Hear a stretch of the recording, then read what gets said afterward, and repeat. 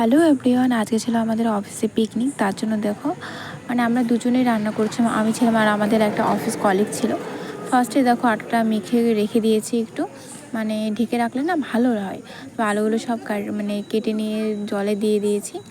এখন হচ্ছে মানে মটরটা সিদ্ধ করার পালা, মানে হাফ বয়েল হলে না কমপ্লিট হয়ে যায়। তো হাফ বয়েলের জন্য দিয়ে দিয়েছি ইন্ডাকশানে।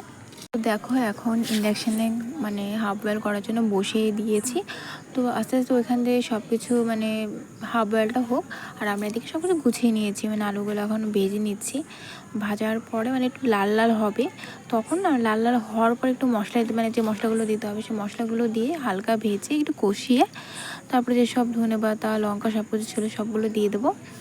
দিয়ে দেওয়ার পরে তারপরে যে মটরগুলো আমরা হাফ বয়েল করে রেখেছিলাম বা আলুগুলো ছিল এক্সট্রা, সেগুলো সব দিয়ে দেবো। তো জানি না কেমন হবে। তো দেখো বলতে বলতে আমরা সব কিছু কষিয়ে অলরেডি জলটা দিয়েও দিয়েছি, ঢেলে দিয়েছি, মানে একটু হাফ বয়েল হবে।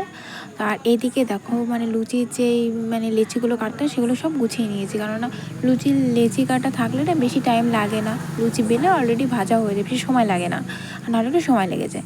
তো দেখো এখন লুচিগুলো দিয়ে দিয়েছি, অলরেডি অনেকটা হয়ে গেছে, আর অল্প কিছু বাকি আছে, হলে পুরো কমপ্লিট হয়ে যাবে। আর প্রচুর পরিমাণে খিদে পেয়ে গেছে। দেখো বলতে বলতে খেতেও বসে পড়েছি, লুচি আর হচ্ছে মানে মটর ঘুগনি।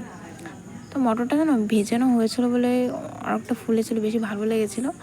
তো কার কার লুচি আর ঘুগনি ভালো লাগে সবাইটা কমেন্টে জানিও, আমার তো খুব ভালো লেগেছে। আর ফার্স্ট টাইম মানে নিজের হাতে করলাম, আমি আর একজন ছিল, দুজনেই করলাম। তো